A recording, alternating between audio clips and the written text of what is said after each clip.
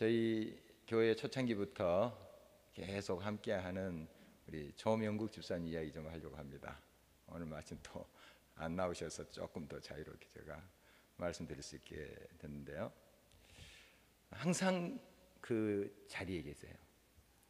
지금 찬양 예배 때도 이 화면 띄워지는 거 컴퓨터에서 하는 작업을 하시는데 조용히 없는 것 같아요. 없는 것 같은데 항상 그 자리에 계세요. 또 교회 행사하면 몸이 좀 불편하시잖아요. 이렇게 목발 짚고 다니시는데 몸이 불편한데도 항상 그 있어야 될 그 자리에 있는 그 모습, 그거 보면서 정말 이제 성품 자체가 그런 거지만 그러나 그거 참 쉽지 않는 거거든요. 그 전에 이제 주님의 교회 초창기부터 다녔습니다. 그래 제 교구였고요. 근데 그때도 마찬가지입니다. 정말 그 자리 있고 제가 이제 다른 곳에 사역하고 또 영국에서 지내다가 왔는데 그 자리에 계시더라고요. 주님의 교회 항상 그 자리입니다. 그리고 이제 여기 우리 교회에 이제 개척한다 해서 개척 멤버로 같이 오셨죠. 이런 걸 보면 참 귀하신 분이다, 참 보물이다 그렇게 느낍니다. 물론 활동적으로 그렇게 일하시고 하는 것이 아니죠. 이제 몸이 불편하니까요. 또 여러분 뭐 많은 분이 아시기 때문에 뭐 밝힐 수 있습니다만은 사실 고아잖아요. 고아 출신입니다. 어렸을 때 고아원에 지냈고 그리고 이렇게까지 자기가 오래 살 줄은 몰랐대요. 우리 구역장 모임 때 고백한 내용이에요. 우리 여러 사람 앞에 이야기한 내용이니까 제가 밝힐 수 있습니다. 그 몸이 이제 많이 안 좋고 그렇게 병약했기 때문에 자기가 지금 이제 50세가 넘었거든요. 그렇게 오랫동안 살 줄은 몰랐다. 이런 말을 하는데 가슴이 뭉클하더라고요. 그러면서 이제 남은 뭐 생애까지 아마 항상 그 자리에 계실 것 같아요. 물론 또 하나님 부르신 그 자리, 그곳에 항상 그 자리를 지키면서 잠잠히 하나님을 바라보면서 나가실 것 같습니다. 우리 사명자 물론 굉장히 열정을 가지고 또 적극적으로 이렇게 일하는 것도 사명이지만 사실 가장 중요한 것은 하나님이 부르신 그 자리를 지키는 것, 그것이 가장 큰 사명이에요. 물론 여러분들이 여러 활동을 하면서 여러 가지 사역들을 이제 하실 수 있어요. 그러나 어떤 분은 그 건강이 따라주지 않을 수 있잖아요. 또 몸이 불편할 수도 있잖아요. 그런 분들은 항상 그 자리에서 기도로 자기 자리를 지키는 분 계십니다. 항상 마음으로 후원하고 한마디라도 참 은혜 받았습니다, 수고하십니다, 격려해주고 그렇게 하시는 분 계세요. 바로 그것도 사명입니다. 사명, 자기 자리를 지키는 것, 하나님이 부르신 그 자리를 지키는 것. 그래서 지난주에 소명에 대해서 같이 나눴죠. 이 소명과 사명은 같이 가는 겁니다. 원래 소명은 사명을 위해서 있는 거예요. 그냥 불렀는데 아무런 사명도 안 준다, 그건 아닌 것이죠. 불렀다면 일을 주시는 거죠. 이 일을 위해서 너를 불렀다, 이런 거 아니겠어요? 그러니까 이제 이 사명이 있기 때문에 이제 소명하는 것이죠. 부르시는 거죠.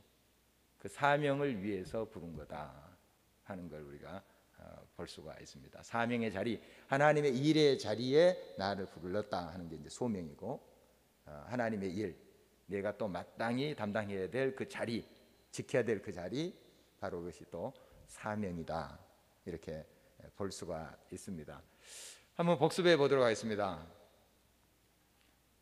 우리가 이제 어떤 사람을 만나거나 또 교회를 만난다, 공동체를 만난다, 또 어떤 일을 내가 만난다 할 때 세 가지 이제 반응을 할 수가 있습니다. 왜 이 사람을 만났습니까? 왜 이 공동체, 길가의 공동체를 만나게 됐습니까? 이렇게 물을 때 세 가지 대답이 있을 수 있다 했죠. 기억하신가요?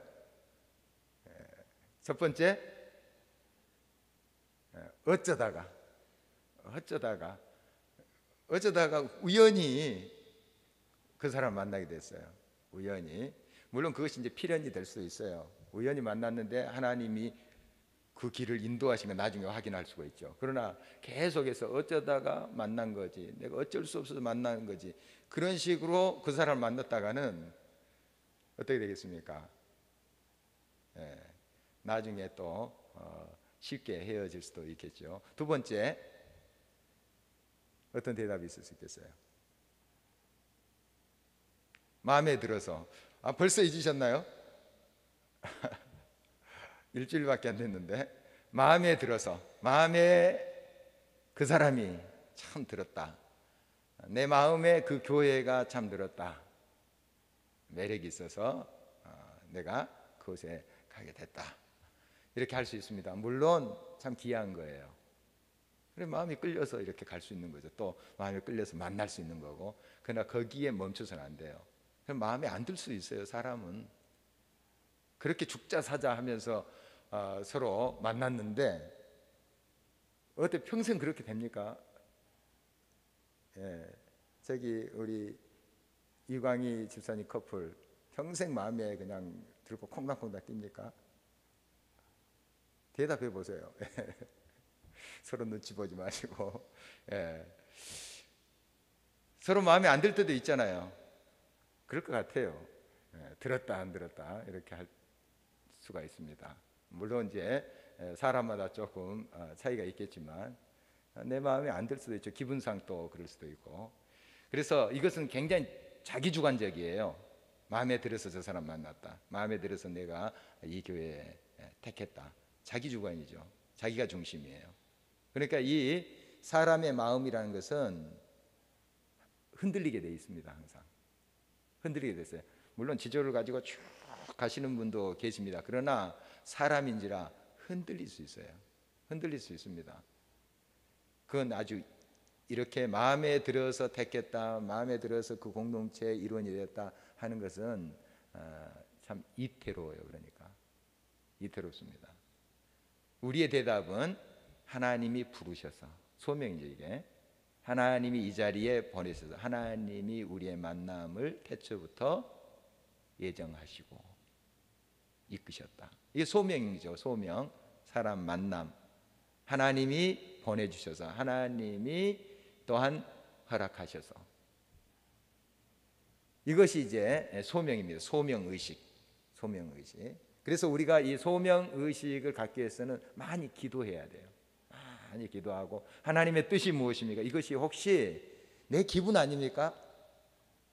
내 주관적인 판단이 아닙니까? 그런 선택이 아닌가요? 물어야 됩니다. 하나님의 뜻이 무엇인가요? 하나님의 부르심이, 하나님의 보내심이 무엇인가요? 이렇게 물어야 됩니다.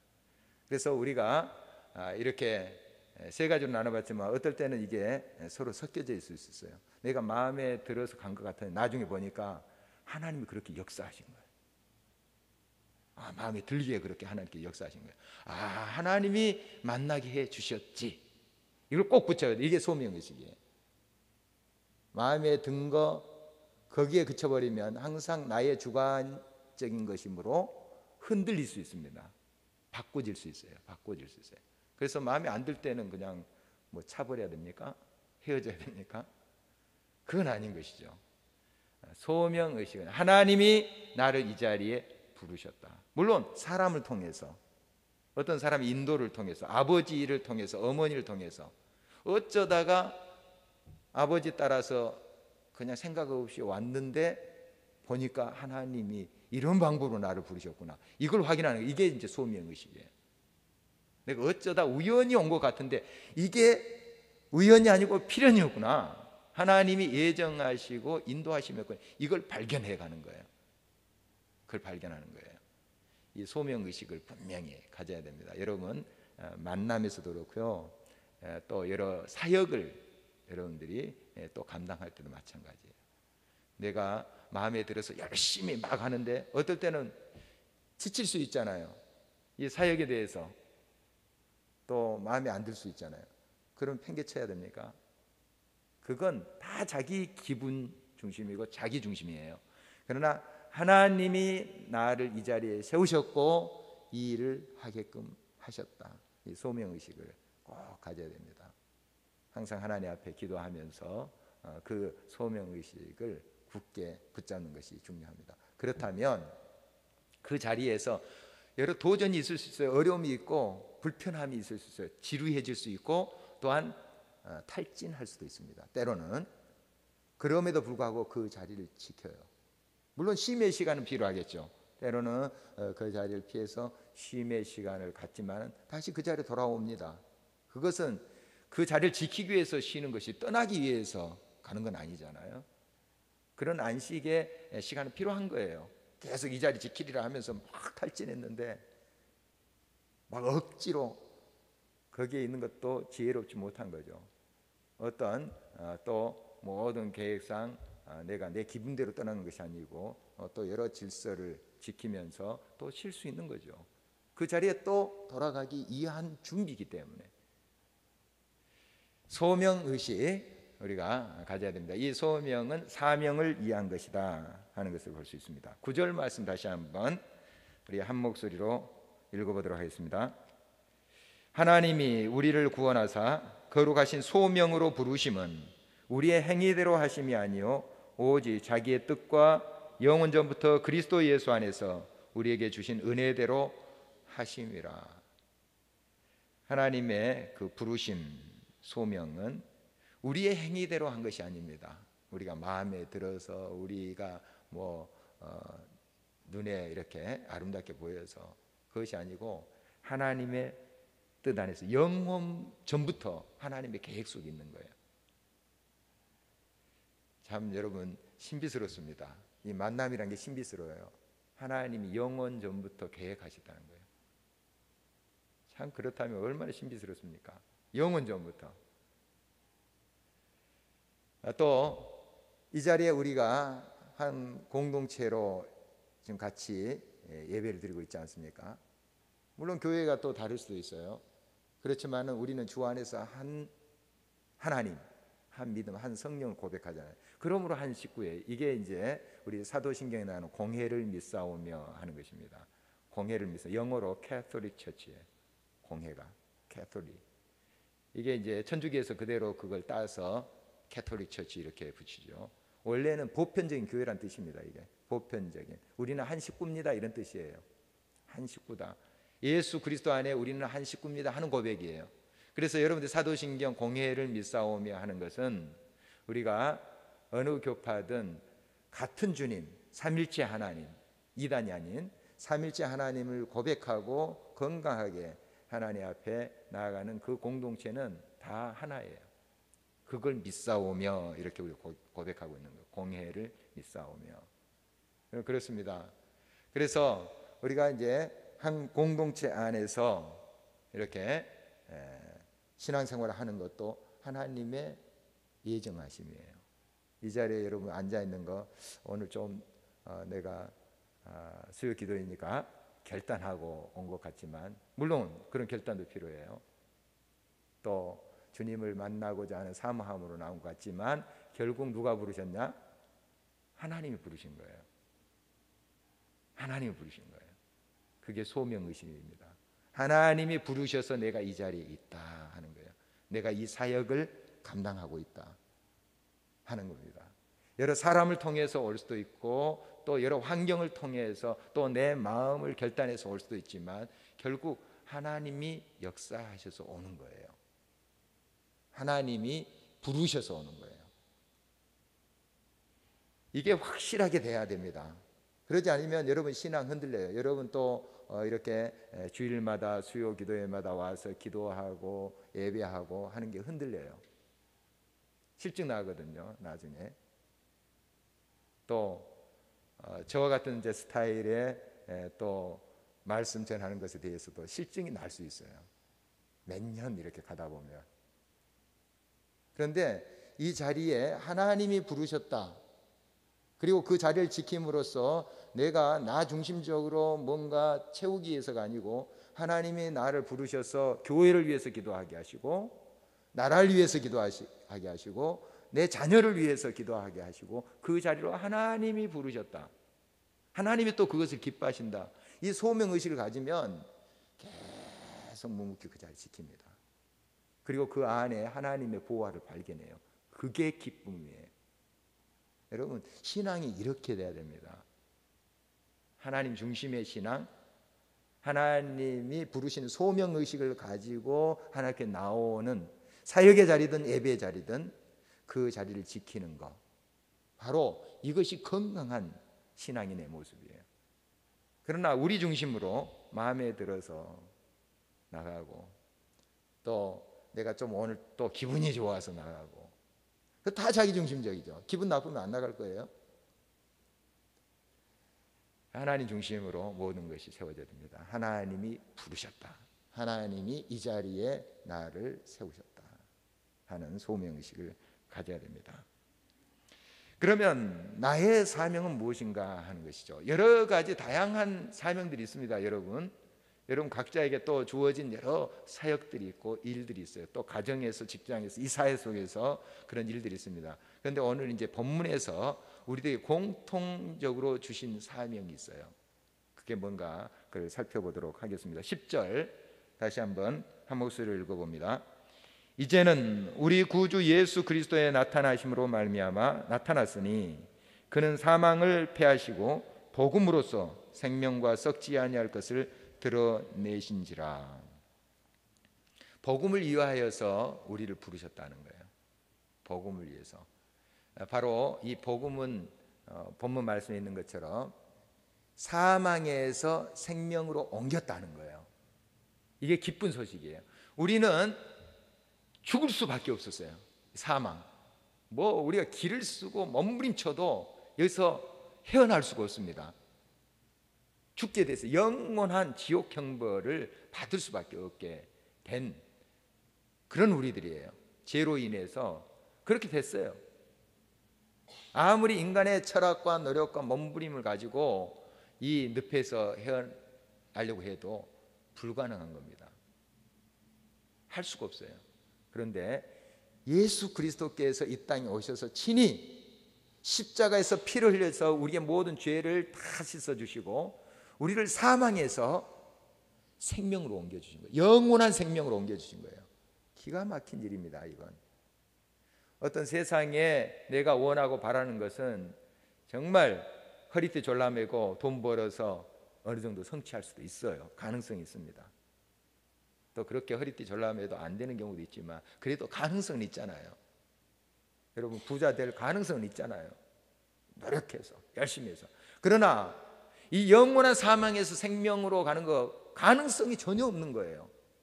예수 그리스도 외에는. 우리 인간의 어떠한 철학과 어떠한 학문 가지고도 될 수 없는 거예요. 돌을 닦는다고 해서 되는 것도 아니에요. 불가능한 겁니다. 불가능한 거예요. 그걸 우리 주 예수 그리스도께서 오셔서 가능케 해주신 거예요. 사망에서 생명으로 옮겼느니라. 요한복음 5장 24절 말씀. 정말 그가 우리 죄를 위해서 죽으심으로 우리가 사망에서 생명으로 옮겼느니라. 그리스도 안에 있는 자는 새로운 피조물이라. 이전 것은 지나갔으니 보라 새 것이 되었도다. 성경 말씀 계속해서 말씀하고 있습니다. 예수 그리스도의 십자가가 이런 놀라운 복과 은혜를 우리들에게 주신 겁니다. 바로 이것이 복음이에요. 기쁜 소식. 복음, 복된 소식이란 뜻 아닙니까? 기쁜 소식. 여러 좋은 소식이 있고 우리가 병이 고쳐졌다, 또 가정의 형편이 좋아졌다, 자녀가 좋은 직장에 갔다. 좋은 소식이죠. 기쁜 소식입니다. 물론 성경이 나와요. 병 고치는 거, 또 자유케 되는 거, 또 큰 복을 받게 되는 거, 물질의 또 은혜를 받게 되는 거, 복입니다. 그러나 가장 기쁜 소식이 뭐냐면 바로 예수 그리스도께서 우리를 위해서 죽으심으로 사망에서 생명으로 옮겼다. 우리가 어느 정도 질병을 노력해서 또 병원에 가서 고칠 수 있어요. 가능성이 있다는 거죠. 그러나 이 영원한 사망에서 생명을 옮긴 것은 가능성이 없는 건데 예수 그리스도께서 오셔서 이 가능성 있게 한 것입니다. 사망에서 생명을 옮겨주신 거예요. 이게 복음의 핵심입니다. 이거 빠져버리면 부자 됐다, 병 고쳤다, 아무것도 아니에요. 영원한 생명을 잃고 이 땅에서 병 고치고 성공하고 그게 무슨 의미가 있겠습니까? 물론 이 땅에 살 동안 그래도 편안하게 사는 그런 의미는 있겠죠. 그러나 영혼의 관점에서 보면 이 땅에 삶 훅 가는 것 아니겠습니까? 제가 아침마다 이제 그 운동을 하는데 거기에 이제 이사장님이라고 하시는 분이 계세요. 교회 안 다니신 분이에요. 참 인사성이 밝아요. 꼭 뒤에 목사님을 붙여요. 안녕하세요 목사님. 앞에 갑니다 목사님. 이러니까 사람들이 다 제가 목사님이 다 알게 됐어요. 어떻든 참 성격 좋으신 분인데 열심히 운동하세요. 또 아주 건강하시고요. 이제 부인도 그러니까 한 이제 60대 초반이신데 그분 부인이 한 60세 정도 되실 거예요. 그 어간에 되실 것 같은데 굉장히 건강하셨대요. 지금 과거형으로 말하죠. 건강하셨대요. 그리고 등산도 잘 다니시고 이렇게 부인도 열심히 건강 관리해서 굉장히 좋으셨는데 오늘 아침에 들은 소식입니다. 그 원래 치질이 좀 있었대요. 부인이 치질이 있었는데 좀 이게 심해져서 병원에 갔더니 대장암이에요. 그렇게 건강하던 분이 전혀 이걸 잘 못 느꼈는데 치질인가 보다 좀 불편하구나 이렇게만 느꼈는데 대장암이에요. 진단받은 3주 후에 돌아가셨어요. 그 이야기를 오늘에서야 하는 거예요. 그러니까 얼마 전 일입니다. 얼마 전, 몇 주 전의 이야기예요. 진단받은 지 3주 후에 돌아가셨어요. 우리 인생이 굉장히 질긴 것 같고 굉장히 길게 또 연명할 것 같지만 그렇지 않아요. 그래서 우리가 영혼에 대한 영원한 생명에 대한 이것을 우리가 소유하지 아니하면 우리 인생 너무너무 허무한 거예요. 풀의 꽃과 같은 거예요. 아침 이슬과 같은 거예요. 영원한 생명이 있기 때문에 우리가 이 땅에서 의미가 있는 거예요. 지금 우리가 이 앉아 있는 것도 영원한 부활 생명이 있기 때문에 가치가 있는 거예요. 우린 영원한 생명을 소유하게 된 거예요. 얼마나 큰 은혜입니까? 이게 어떻게 우리가 많은 돈을 지불해서 얻은 겁니까? 우리가 막 그렇게 하나님 앞에 예를 써서 얻은 것입니까? 그냥 은혜로 주신 거잖아요. 예수 그리스도께서 우리가 뭐 예쁘다고 죄인 되었을 때 그가 이 땅에 오셔서 자기 몸을 버리심으로 그의 사랑을 확증하셨잖아요. 그냥 선물로 주신 거예요. 얼마나 큰 은혜입니까? 이게 복음이에요. 그래서 고린도전서 15장을 부활장이라 합니다. 부활장에 보면은 첫 대목부터 쭉 복음에 대해서 설명합니다. 복음에 대해서 설명하는데 이 복음이 뭐냐? 예수 그리스도의 십자가와 부활이다. 부활이 없으면 우리 믿는 것도 다 헛것이다. 애쓰고 노력하고 이 땅의 성공을 구가하고 다 헛것이다. 부활 생명이 있기 때문에 모든 것이 가치가 있는 거예요. 영원한 생명, 영원한 생명. 이 세상 금방 왔다 갑니다. 훅 가요. 그렇게 건강했던 사람도 금방 갑니다. 누구나 순서 없이 가요. 젊은 사람도. 여러분, 영원한 생명이 우리에게 주어졌다는 거예요. 예수 그리스도의 은혜로 말미암아 사망에서 생명으로 옮겼느니라. 이게 가장 큰 복음이에요. 이거 빼뜨리고 아무리 가르치고 설교하고 해본들 그것은 무의미한 것입니다. 정말 부활 생명이 있기 때문에 다른 가르침과 또 다른 그러한 나눔이 중요한 것이죠. 예수 그리스도의 십자가와 부활, 이거 놓쳐서는 안 됩니다. 여러분, 이미 그것이 여러분 안에 와 있다는 거예요. 그래서 이 복음을 위해서 우리가 살아야 돼요. 이 복음을 위해서 사는데 어떻게 이제 사는가 하는 것입니다. 11절 말씀 계속해서 읽어보도록 하겠습니다. 내가 이 복음을 위하여 선포자와 사도와 교사로 세우심을 입었노라. 이런 역할로 이제 바울이 또 세우심을 받았다, 부르심을 받았다는 거죠. 자기가 내가 하겠습니다. 물론 그렇게 응답할 수 있어요. 그러나 결국 보니까 하나님이 부르신 거예요. 세우신 거예요. 이사야도 내가 여기 나를 보내소서 이렇게 이제 고백하잖아요. 그러나 결국 하나님이 그렇게 유도하시는 걸 봐요. 이사야가 그렇게 대답하도록. 여러분 그 이사야 6장 말씀을 보십시오. 보면 누가 우리를 위하여 갈고 이렇게 하필은 이사야에게 묻겠어요. 이사야가 내가 여기 있나 나를 보냈어서 이렇게 하지만 자기가 결단해서 내가 마음에 들어서 그 사역이 너무너무 또 의미가 있을 것 같아서 내가 가겠습니다. 이게 아니고요. 하나님이 부르신 거예요. 모세도 그렇잖아요. 하나님 부르실 때 내가 이만큼 애국에서 40년성 궁정에서 훌륭한 교육을 받았고 여러 가지를 경험을 했습니다. 내가 할 수 있을 것 같습니다.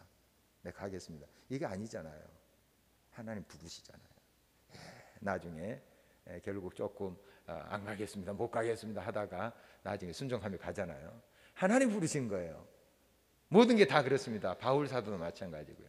하나님이 탁 거꾸로 들여서 부르시잖아요. 다 그렇습니다. 여러분 삶 하나님이 불렀어요. 지금 여러분 가정에 여러분의 위치, 여러분 자리 하나님이 부르신 것이에요. 이 공동체에 여러분 일원이 되는 거 하나님 부르신 거예요. 부르신 겁니다.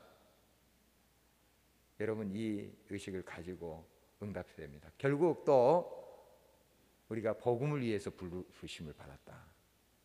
보니까 선포자, 사도, 교사로 부르심을 받았다. 바울만 그러겠습니까? 우리 역시 이렇게 부르심을 받았습니다. 여러분 선포자가 돼야 됩니다. 물론 이제 여러 모양의 선포가 있을 수 있어요. 어떤 사람은 좀 이렇게 언변이 좋으신 분 계세요. 또 진실되게 하신 분은 다른 사람에게 말로 선포할 수 있어요. 예수님이 이렇게 당신을 위해서 죽으셨습니다. 정말 당신을 사랑합니다. 예수님을 영접하면 구원을 받습니다. 잘 조목조목 설명해서 선포할 수 있어요. 이 복음을. 어떤 사람은 글로, 어떤 사람은 그림으로 표현해서 그 신앙 고백을 할 수 있어요. 어떤 사람은 이제 작곡, 노래를 통해서 여러 가지 할 수 있어요. 또 우리의 삶을 통해서 선포할 수 있는 거예요. 말은 안 할 수 있지만 삶을 통해서 저 사람이 참 예수님을 믿는 사람이구나, 제대로 믿는 사람이구나. 이게 선포예요. 선포, 예수님을 드러내는 거예요. 드러내는. 우리는 이 복음을 위해서 부름을 받았는데 이런 선포자, 복음을 선포하는 자로 살아야 된다는 것입니다. 또한 이제 사도는 전적으로 이제 헌신하는 걸 말하죠. 또 교사는 자기의 일을 가지면서 또 파트타임으로 이렇게 봉사할 수 있고 여러 가지로 이렇게 우리가 생각해 볼 수 있습니다. 세 가지만 나왔는데 다양해요. 다양한 방법이 있어요. 나는 뭐 부르심을 받지 않는 것 같은데, 복음을 증거자로 내가 부르심을 받지 않는 것 같은데, 여러분 아닙니다. 다 하나님의 백성 다 복음의 증거자로 부르심을 받았어요. 다예요, 다. 그러니까 이제 다양한 방법 제가 소개해 드렸죠. 여러분 찾으시면 돼요. 찾으시면 돼요. 사람 만나기를 좋아하고 이렇게 말하기 좋아하시는 분 또 있어요. 예수 그리스도를 그렇게 재미있게 만나게 이렇게 전할 수 있죠. 또 어떤 사람 그림을 통해서, 뭐 음악을 통해서, 자기의 또 뭐 의상 디자인에 또 소질 있는 사람 그걸 통해서, 또 헤어 디자인에 헤어 머리를 통해서 뭐 다양하게 할 수 있어요, 여러분.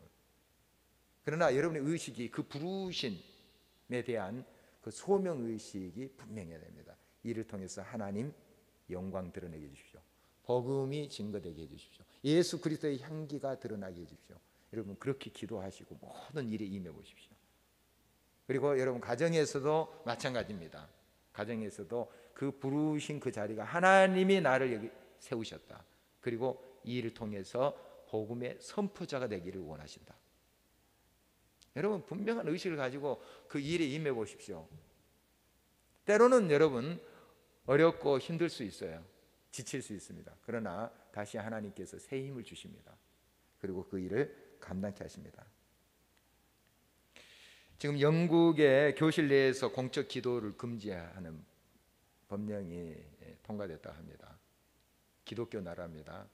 그래서 이제 각 학교 교실에서 기도하면서 이렇게 시작하기도 하고 그랬었어요. 그게 금지가 됐어요. 미국은 벌써 케네디 대통령 때 그 교실에서 기도하고 시작하는 거 금했습니다. 법령이 그렇게 선포됐어요. 그 전까지는 이 공립학교에서 뭐 또 사립학교도 다 기독교 정신으로 세운 학교가 많기 때문에 꼭 기도했었습니다. 수업 시작하기 전에 무슨 수업이든지 그런 전통이 쭉 있었어요. 쭉 있었어요. 그런데 그게 딱 금해져 버렸습니다. 물론 뭐 그래 소리내서 기도하는 것만 꼭 기도하는 거냐 그렇게 또 말할 수도 있지만 벌써 이제 세속화가 굉장히 급물살을 타고 있습니다. 그래서 그 자리를 누가 차지하냐? 이슬람이 차지해요. 지금 전에도 제가 소개해 드렸지만 이슬람이 차지합니다. 정말 무서운 일이에요. 지금 북한에서는 복음 증거자로 사는 사람들이 점점 드러나고 있답니다. 나 예수님 믿어. 그런 사람이 점점 늘어나고 있어요. 지금 굉장히 불이익을 당할 수 있고 또 잡혀서 고문당할 수도 있죠. 그러나 이제 점점 그런 이제 사회 분위기가 되는 겁니다. 점차 나는 크리스찬이다 하는 말을 이제 물론 공공연하게 하지 않지만은 저 사람 예수 믿어 주변에서 그렇게 이야기할 정도가 가는 거예요. 놀라운 일이죠. 그리고 그 어려운 환경 가운데서 그것이 자랑스러운 복음을 위해서 내가 예수님의 사람인 것을 자랑스러워하는 사람들이 많이 생겨나고 있습니다. 참 그런 걸 보면 자유의 세계 미국, 영국 또 이 땅, 이 남한 오히려 더 이축되고 있어요. 복음 증거자로서의 삶. 그러나 오히려 억압받는 이슬람권이나 또 북한 이런 데서는 그게 자랑스러운 거예요. 참 이율배반적인데 여러분 우리에게 참된 자유를 주셨잖아요. 마음껏 예수님에 대해서 이야기해도 괜찮잖아요. 또 표현으로 여러 가지 재능을 통해서 예수님을 표현해도 누가 뭐라 합니까? 물론 어떤 작품에 대한 비판 또 그런 것을 할 수 있지만 뭐 핍박을 줍니까? 그런 상황 속에서 우리가 복음 증거자로 오롯이 살지 못한다 하는 것 참 안타깝습니다. 우리가 우리의 삶을 통해서 여러 모양으로 이 예수 그리스도는 우리의 구세주가 되시고 우리를 영원한 사망의 생명으로 옮기셨다 하는 것을 증거하는 우리의 삶이 되어야 됩니다. 이 사명의 길에는 고난이 있어요. 물론 우리의 인생에 고난이 왜 없겠습니까? 다들 있어요. 그러나 이 사명의 길을 갈 때 더 거센 풍랑을 만나는 게 사실이에요. 여러분 이거 두려워하면 이 사명 온전히 감당 못해요. 사명의 길을 갈 때 꼭 저항이 있습니다. 우리 인생 자체가 그러하듯이 사명을 가지고 사는 사람은 더 큰 저항을 만나게 돼요. 이거 두려워하지 마십시오. 오늘 말씀 보면은 12절 말씀 계속해서 읽어봅니다. 이로 말미암아 내가 또 이 고난을 받되 부끄러워하지 아니함은 내가 믿는 자를 내가 알고 또한 내가 의탁한 것을 그날까지 그가 능히 지키실 줄을 확신함이라. 내가 믿는 자를 내가 알고 내가 믿는 그분 예수 그리스도 그분을 내가 안다. 그분이 나를 어떻게 하실지 능히 나를 지키시고 모든 일을 주님께서 이끌어 주실 것임을 확신한다. 그분이 나를 지키시고 어디 가서나 환난과 고난과 핍박이 있다 할지라도 나와 함께 하심을 내가 안다. 이런 고백을 합니다. 여러분 이 알미 참 중요해요.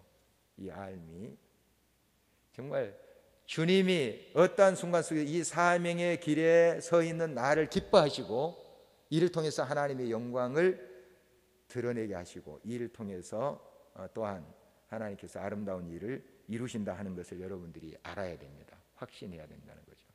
여러분 이 알은 우리가 항상 같이 나누는 거지만 그냥 지식적으로 하는 것이 아니죠. 사귐입니다. 사귐, 만남. 주님과 늘 교통하는 사람이 말할 수 있는 거예요, 이 삶을. 그래서 늘 주님과 교통하고 함께하는 그런 사귐이 있을 때 확신이 생기는 거예요. 내가 이 고난이 있더라도 하나님이 지금 내가 여기 서서 이 일을, 이 사명을 감당하는 것을 기뻐하시는데, 그것 때문에 오히려 그 모든 저항을 뚫고 갑니다. 그 파도를 또 넘어요. 사명자는 이 길을 가는 겁니다. 때로는 굉장히 핍박이 있을 수 있어요. 때로는 순교라는 것도 있어요.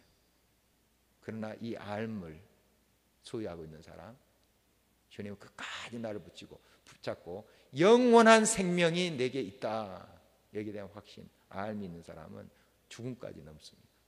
죽음까지 넘어요. 참 대단하죠. 그 자리까지 우리가 나가야 됩니다. 복음을 위해서 정말 복음의 증거자로서 여러 모양으로 복음을 표현하는 그런 일에 있어서 어려움을 당하게 될 때 오히려 여러분 정말 주님 앞에 감사하면서 기뻐하십시오. 우리 초대교회 성도님들 보면 자기들이 핍박받고 어려움을 당했을 때 오히려 더 기뻐했다잖아요. 하나님이 나를 인정하시는구나, 복음 증거자로. 그렇게 알았다는 거죠. 그래서 세상이 감당할 수 없는 자라고 성경 그렇게 표현하고 있잖아요. 세상이 감당할 수 없어요. 죽음이 와도 감사하다는 거예요. 천국을 바라면서 그 삶을 가지고 영원한 생명이 있음을 알고 그걸 바라보면서 할렐루야 찬양하고 하는데 두 손 두 바짝 드는 거죠. 여러분, 여러 고난 속에 좌절하지 마십시오. 주님이 기뻐하시는 그 사명, 그 일을 행할 때 어려움이 있지만 그 자리를 묵묵히 지키며 나가십시오. 주님 함께 하십니다. 그리고 그 일을 통해서 주의 영광 드러내십니다. 이런 사명자를 위한 권고의 말씀이 13절, 14절에 나오는데요, 한번 같이 읽어보도록 하겠습니다. 너는 그리스도 예수 안에 있는 믿음과 사랑으로서 내게 들은 바 바른 말을 본받아 지키고 우리 안에 거하시는 성령으로 말미암아 내게 부탁한 아름다운 것을 지키라. 이 지키라 하는 말이 계속해서 나오고 있습니다. 여러분, 그렇습니다. 사명자는 지키는 거예요. 그 자리, 주님이 부르셨다면 그 자리 지키는 거예요. 넉넉히. 그리고 이왕이면 즐거이. 때로는 힘들 수 있어요. 그러나 그 자리에 주님 기쁨을 주십시오. 의미를 내가 발견하게 해주십시오. 주님이 서랍하셨기 때문에 주님이 함께 하신 줄 믿습니다. 주님이 나의 기쁨이고 만족이십니다. 여러분, 그 자리를 지키십시오. 묵묵히 지킬 때 그 자리에 서 있는 여러분을 통해서 또 하나님의 놀라운 역사를 베푸신 것을 보게 됩니다. 여러분, 항상 그 아름다운 것, 영원한 생명에 관한 복음이지 않습니까? 그것을 우리가 지킬 수 있어야 됩니다. 물론 하나님께서 우리에게 선물로 주신 것 다시 빼앗지는 않아요. 그러나 우리가 그것을 훼손할 수 있어요. 아빠가 선물 줬는데 내가 망가뜨릴 수 있어요. 선물 줬다고 기분 나쁘다고 너 내 말 안 들어 이렇게 뺏는 아빠 참 치사한 아빠죠. 그러지 않아요? 너 내 말 안 들었지 다시 선물 준 거 빼앗는다면? 하나님 안 그러십니다. 주신 거 다시 빼앗지 않아요. 그러나 우리가 훼손시켜요. 우리가 버려버려요. 우리가 망가뜨려요. 여러분, 지키는 게 중요합니다. 하나님께서 주신 영원한 이 생명의 복음, 놀라운 일입니다. 또 우리들에게 있어야 하라고 하는 그 사명의 그 자리 귀하게 여기십시오. 정말 그것이 또한 우리들에게 삶의 큰 힘과 위로와 소망이 될 것입니다. 오늘 이제 마지막으로 한 두 사람을 소개하고 있는데요. 15절부터 이제 18절에 한 사람은 사명자로서의 실패자입니다. 사명의 실패한 자리를 지키지 않고 떠나는 사람이에요. 한 사람은 그 사명을 꿋꿋이 지키는 사람이에요. 그 실패자를 한번 먼저 살펴보도록 하겠습니다. 15절 같이 한번 읽어보도록 하겠습니다. 아시아에 있는 모든 사람이 나를 버린 이 일을 내가 하나니 그 중에는 부겔로와 허모게네도 있느니라. 두 사람 이름이 나오군요. 그리고 모든 사람이 나를 버렸다. 이게 과장법입니다. 아시아에 있는 지금 터키 서부 쪽을 아시아로 했거든요. 그때 거기에 이제 7교회, 계시록 보면 7교회 나오죠. 초대교회들. 거기에 밀집되어 있는 곳입니다. 그게 아시아예요. 아시아인데, 아시아에 있는 모든 사람들이라는 것은 거기에 뭐 이방인들 다 포함된 것이 아니라 크리스찬들, 모든 크리스찬들이 나를 버렸다 하는 건데, 사실 그러지는 않죠. 그만큼 지금 바울이 굉장히 상심해 있는 거예요. 주님을 위해서 열심히 헌신하고 같이 복음 증거자로 있었는데 등을 딱 돌려버린 거예요. 등을 돌리고 떠나버린 거예요. 이런 것을 말합니다. 자기 자리를 떠나버린 거예요. 그리고 같은 이제 디모데후서 4장 말씀을 보면은 데마라는 사람의 이름을 언급하면서, 데마는 세상을 사랑하여 나를 떠나서 데살로니가로 가고, 이런 이제 기록이 있습니다. 보면은 세상을 사랑해서, 그러니까 사명자의 길, 주님을 사랑하는 그 길을 가다가 돌아서서 이게 세상에 있는 것이 더 달콤한데 이런 것이 있었네 하고 가버렸다는 거예요. 신앙을 버려버렸다는 거예요. 이런 사람도 생기고, 별별 사람들 다 있었나 봅니다. 얼마나 그 아버지의 심정으로 바울의 마음이 아팠을까요? 여러분, 사명자는 꿋꿋이 그 자리를 가는 거예요. 지키는 겁니다. 물론 하나님의 또 다른 자리로 부르실 때 또 가는 거예요. 하나님이 가라고 하시면 가고 멈추라면 멈추는 거예요. 내 기분 따라서, 내 마음에 들어서 왔다 갔다, 그건 사명자가 아닌 것이죠. 하나님이 부르실 때 가는 것이고, 멈추라 할 때 멈추는 것이고, 이것이 사명자의 길인 것입니다. 이제 신실한 그 사명자의 이름이 또 나오는데요. 16절 한번 볼까요? 같이 읽겠습니다. 원하건대 주께서 오네시보로의 집에 긍휼을 베푸시옵소서. 그가 나를 자주 격려해 주고 내가 사슬에 매인 것을 부끄러워하지 아니하고. 오네시보로라는 사람인데요, 참 신실한 사람 같아요. 이분 보니까 이제 바울을 자주 격려했다. 바울도 사람이지 않습니까? 뭐 주님으로 만족합니다 이런 고백도 하고 하는데 십자가에 잘한 것이 없습니다. 사람입니다. 지금 또 디모데 후서를 쓸 적에는 상당히 나이가 들었습니다. 이 후기 서신이거든요.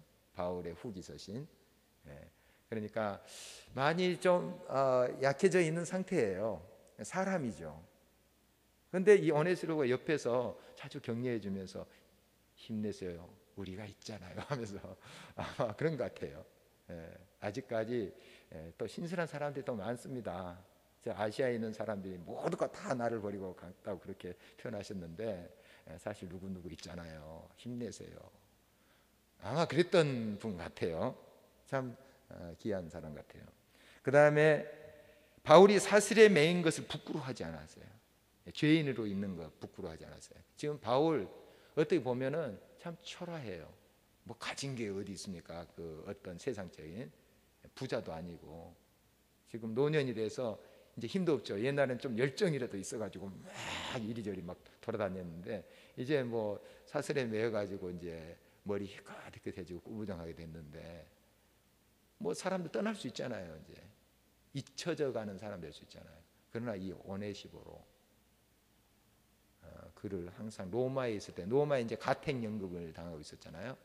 그때도 자주 들려서 또 부지런히 찾아와서 만났다고 그렇게 17절에 이야기하고 있습니다. 참 귀한 사람입니다. 또 18절 끝에 보니까 에베소에서도 많이 봉사를 했다. 그러니까 이 사람은 어디 가서도 이런 사람이에요. 신실할 사람이에요. 하나님이 부르신 그 자리에서 이렇게 살 사람이에요. 오네시보로. 이런 사람이 사명자의 모범이에요. 정말 바울 세상적으로 참 보잘것없고, 그래서 많은 사람 떠났잖아요. 그렇게 막 같이 막 선교사에 가자 했던 사람도 등을 돌리고 다 떠났어요. 그러나 이 사람 계속 바울을 격려하면서 같이 또 일을 하고 있는 모습을 보게 됩니다. 여러분의 부르신 그 자리가 어디입니까? 가정에서, 또 우리 공동체에서, 우리 일터에서 그 주님의 부르신 그 자리 끝까지 지키십시오. 그리고 신실하게 응답하십시오. 그리고 그 자리를 물론 어려움이 있고 고난도 있을 수 있습니다만은 그러나 기꺼이 감사함으로 지고 가보십시오. 그 짐을 주님께서 그를 통해서 또 여러분을 통해서 하나님의 놀라운 복음의 증거들이, 놀라운 생명의 역사들이 나타나게 하실 것입니다. 우리 같이 기도하도록 하겠습니다.